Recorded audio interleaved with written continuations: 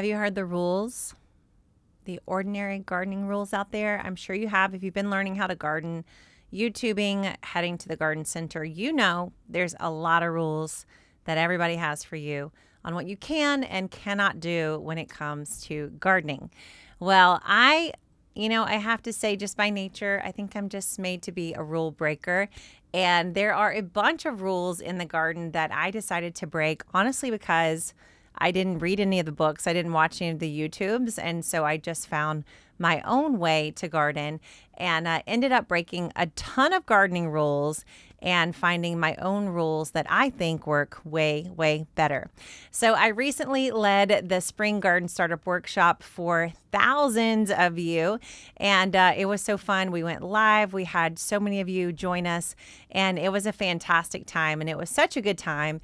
And you all said you loved it so much that I thought we would put it here on the Grow Yourself podcast so that you can enjoy it and rewatch it. So in this section, I am breaking down the planting rules that exist, the ordinary planting rules that exist in the garden. And then I'm going to show you why you don't have to follow them and why the Gardenary way is better, easier, and let's just say it, it's just more fun.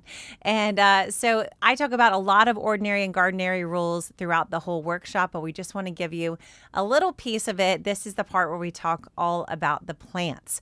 We're going to touch on fertilizer, we're going to touch on pest control, we're going to touch on plant spacing, and a few other surprises.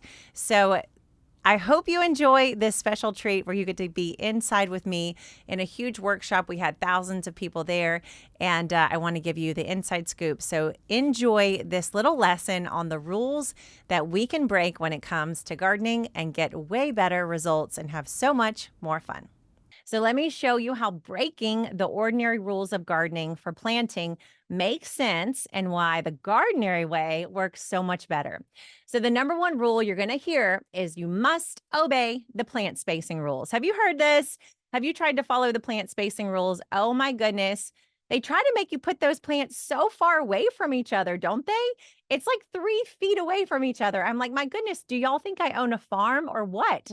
So here's the deal. Spacing rules were not made for us. Number one, they're definitely not made for raised beds. Definitely not made for gardeners. Spacing rules are for farmers that are growing directly in the ground. Spacing rules also create problems, and I'm going to show you how, okay? Spacing rules create more problems than solutions. So every time you've got an empty space where you can see soil, that soil is going to dry out faster. That soil is going to lose its nutrients faster, and that soil is also going to be infected with pests and disease faster. So we don't want to have any open soil, okay? My rule, what I'm going to teach you inside of Kitchen Garden Academy, is 6 weeks after you planted your garden, you should not see any bare soil. So put that in the chat, no bare soil, okay? No bare soil. And I'm going to show you how nature teaches this, okay? Spacing rules not only cause more problems, they also decrease your production. Do you see this kitchen garden? This is a garden in the shade, you guys. All you guys who told me you've got a low sun garden, this is for you. Look at how much this garden is producing, even in a shady place. Plants together warm each other up. They increase the temperature of the garden.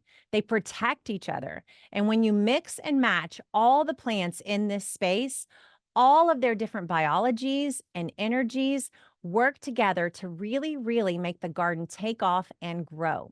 So this is a 4x4 bed, or this is a garden that we planted. All right, check this out.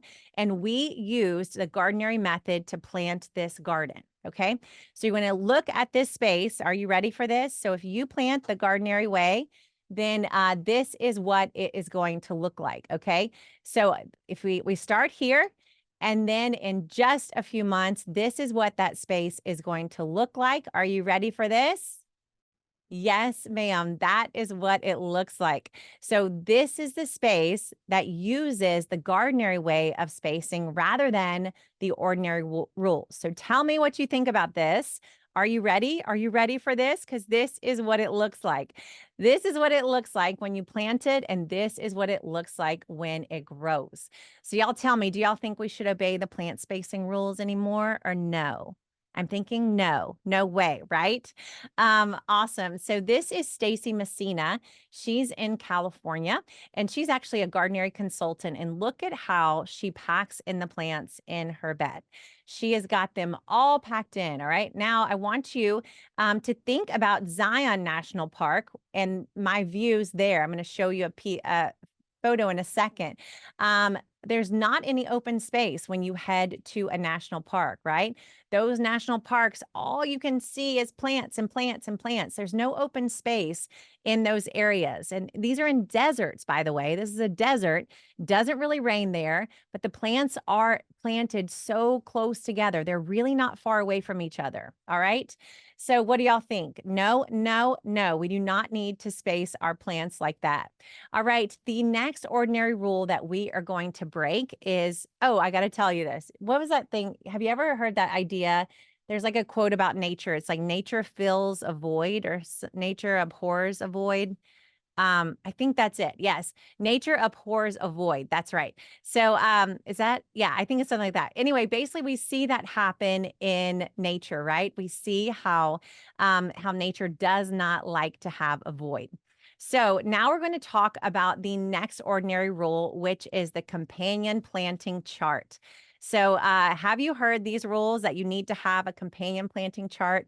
Well, check out Zion National Park. I'm thinking, do y'all think that they have a companion planting chart here in Zion National Park where, all the plants have to be in a certain place? No, I'm thinking not. They did not follow a companion planting chart for this. So companion planting charts are not necessary. All you have to do is follow these steps and you will know how to put your plants together. You don't have to follow any specific rules. You just have to know a few things, all right? So the first thing you need to do is understand your temps, and that's what we've already started to do in step 1. You want to understand what temperatures you have in the certain season. And then the next thing you do, which we did in step 2, is you understand your plant categories, right? Are they small?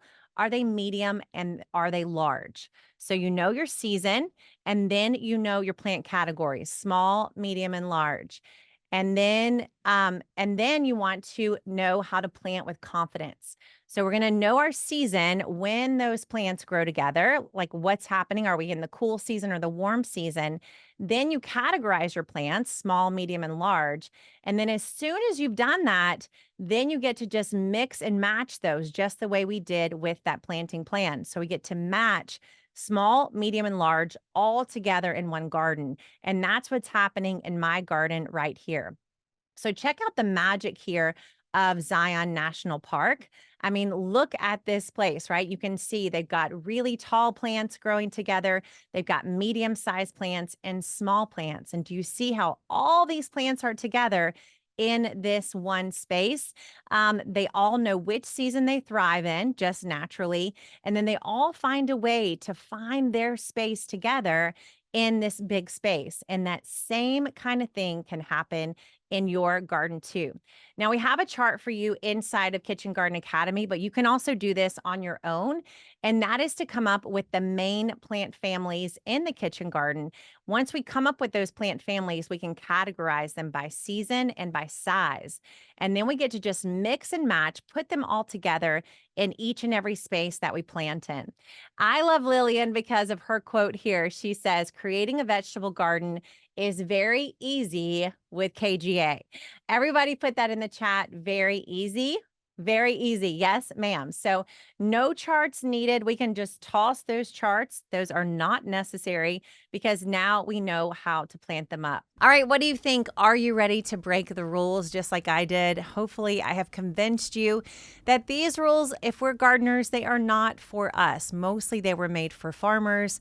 They were made for old ways of gardening, and mostly they were created by the industry.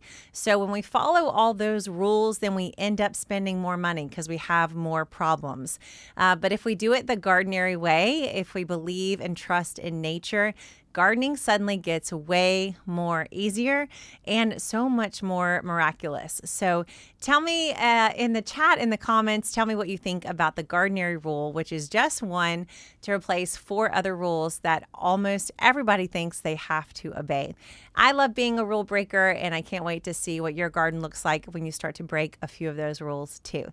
Thanks for listening and watching the Grow Yourself podcast. I will see you next time. Thanks so much for listening to the Grow Yourself podcast. You can keep listening anywhere you love getting your podcast delivered.